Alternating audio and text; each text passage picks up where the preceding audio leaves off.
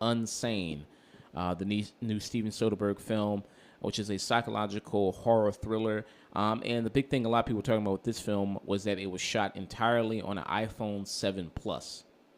And then when you actually go see the movie, because, you notice that kind of right away that it's shot on an iPhone. And it's a little jarring at first, but I think you can get over it pretty quickly and just get sucked into the story. And the story of this film is it stars Claire Foy, who people might know. She stars on the Netflix series The Crown, where she plays the Queen. And the story involves a young woman who's involuntarily committed to a mental institution where she's confronted by her greatest fear, but it is a real or a product of her delusion, because most of her life she's been stalked by this man, and it's forced her to keep relocating, keep changing her email address, her phone number, keep constantly switching jobs. And it's led to a certain sense of paranoia, obviously. I mean, someone that's being, stalked.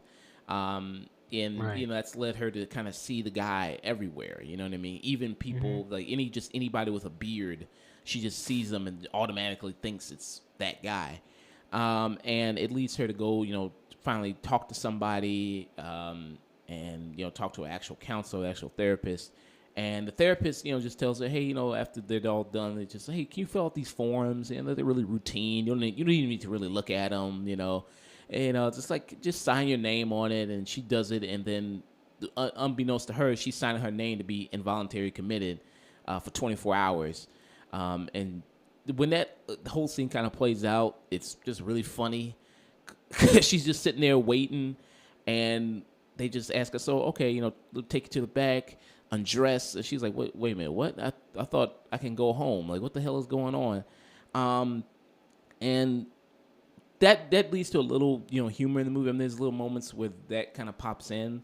So it leads her to being kind of committed.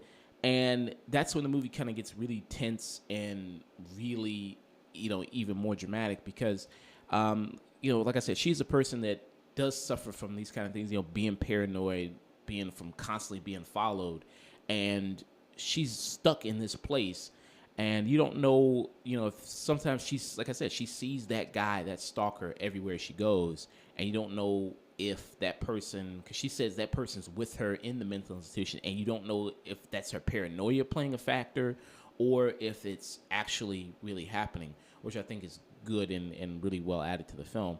And I think Claire Foy is amazing as the lead. And I don't think she'll get much recognition for this movie because it's simply just a smaller movie. And it came out so early in the year. You never know. Maybe they could go back to the movie, but they did that with Get Out. They did that last year with that movie, and that came out in February. But I think that movie had a big push, and it was a box office success. This one, I don't think it's going to have that same box office success. You know what I mean? It opened 11th. It only had, I think, a $3 million opening. Not a lot of people really paying attention to it, which is a shame because I think this movie is really great because it has a great B-movie thriller type feel to it, which I really love. I love good psychological thrillers, and I think this executes that perfectly. And I think it's having fun playing within that genre. And then a lot of the actors, I think when watching the film, it reminded me a lot of Good Time, the film I talked about last year with the movie starring Robert Pattinson. And the reason I say that is because a lot of the actors in the movie, like the people who play the nurses, the people who play the woman who's the receptionist, they all feel like real people. They all feel like people who are just there to do their job and clock the fuck out. They don't really care about you. They don't really care about your problems. They're just there to do their job and get out, which I really appreciated. And it adds that sense of realism to the film, which I think makes the film, feel even more real, which I really enjoyed.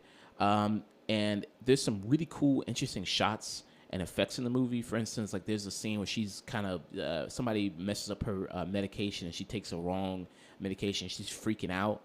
And there's a scene where she's kind of tearing up stuff and it's her face is on the back of her head, and it's like, all scattershot and everything, and she's tearing up things. Like, that's a really cool shot in the movie. I also think the scene where she gets sedated, because there's tons of times in the movie where she gets sedated in the movie, which is kind of funny because she's constantly fighting with the nurses and with the people there, and they just sedate her, and you feel like a vibrating effect, like when she's kind of going under, which is a really nice effect, which is really good. And like I said, with the supporting cast, like not only with the other actors in the movie that because I haven't seen most of these people anywhere before. Like you get some recognizable faces, like Jay Farrow, who he's really good in the movie as well. Like he adds a nice comedic element to the movie. It's not like he's running around telling jokes. He's just a nice grounded human element that's really funny, that's really charming and really likable. And you have Juno Temple in the movie as well, who Juno Temple, people might know her. She was in Killer Joe, if everybody remembers that movie with Matthew McConaughey, and I thought she was really good in that. And here she is playing somebody who's a patient in the mental institution with her, who's she kind of looks like what was that actress's name who was in Hustle and Flow, the one with the braids? I forgot her name. She kind of looks like that, like just nice white trash looking chick. And I think that adds to an element of horror in the movie as well, because you don't know what she's going to do. She's kind of unpredictable. And her being in this situation is like, where the hell is this going to go? Where the hell is this going to lead to? Which I really appreciated. I really had I was in the movie. I was tense. And it helps, I think, seeing it with a black audience. I think that helps. Seeing it in Negro vision, because there's so many moments you're like, God damn, this is getting pretty good. This is getting pretty tense.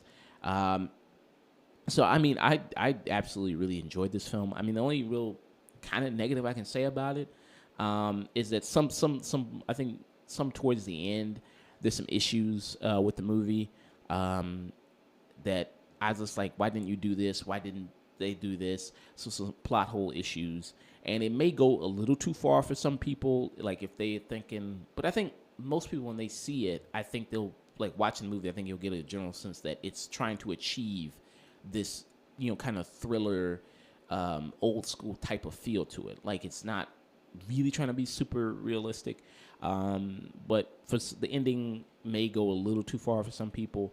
But I was with it all the way through, and I really loved it. This is probably going to be on my list, my top 10 list. Damn. Depending on how the rest of the year shapes out, because I just loved it that much. So there's not really much super negative I can say about it. Like I said, I think there's some plot holes towards the end. I'm going like, okay, why didn't you just do this or do that? But overall, I give it a high thumbs up. Really enjoyed myself watching it. Hello, thanks for checking out our content. If you liked it, let us know, and if you didn't, let us know that as well. If you want to see more content, we post every Saturday on SoundCloud and YouTube at The Afternoon Tune. You can also find us through various social medias, Twitter, Facebook, Snapchat, Instagram, all one word at The Afternoon Tune. And if you don't deal with any of that social media stuff, you can also find us through our email at theafternoontune@gmail.com. And don't forget to always stay tuned.